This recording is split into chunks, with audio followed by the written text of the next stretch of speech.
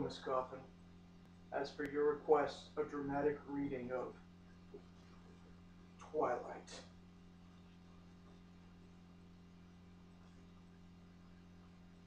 Edward, in the sunlight, was shocking.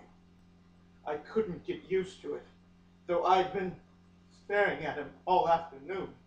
His skin, white despite the faint flush from yesterday's hunting trip, literally sparkled. All thousands of tiny diamonds were embedded in the surface.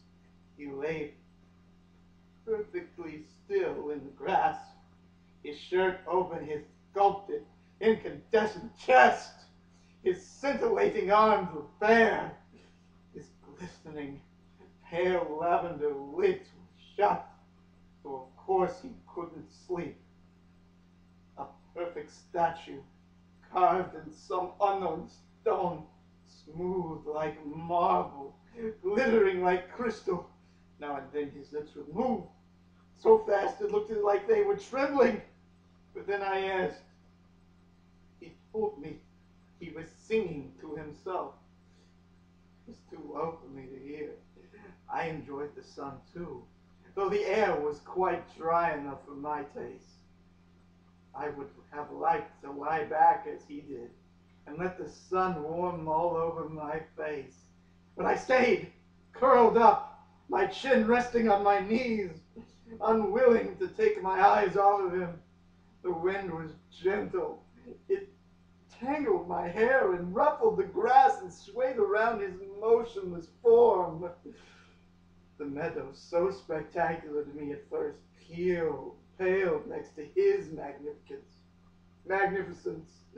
Hesitantly, always afraid even now that he would disappear like a mirage, too beautiful to be real. Hesitantly, I reached out one finger and stroked the back of his shimmering hand. Where it lay within my reach, I marveled again at the perfect texture, the satin smooth, cool as stone. When I looked up again, his eyes were open, watching me. Butterscotch today, lighter, warmer after hunting. Oh, his quick smile turned up the corners of his flawless lips.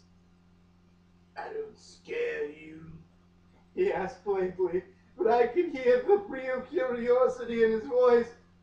No, I said, no more than usual. He smiled wider. His teeth flashed in the sun. I inched closer, stretching out my whole hand now to trace the contours of his forearms with my fingertips. I saw that my fingers trembled. Knew it wouldn't escape his notice. Do you mind? I asked, for he had closed his eyes again. No, he said, without opening his eyes. You can't imagine how that feels.